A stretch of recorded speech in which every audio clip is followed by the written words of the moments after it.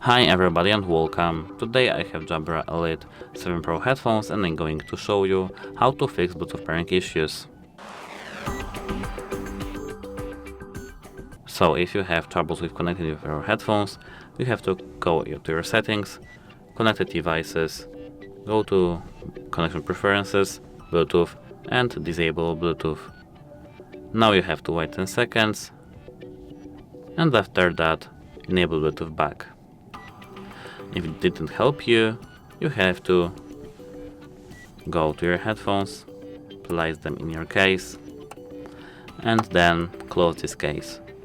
Now you can remove your headphones back and check if it did work for you.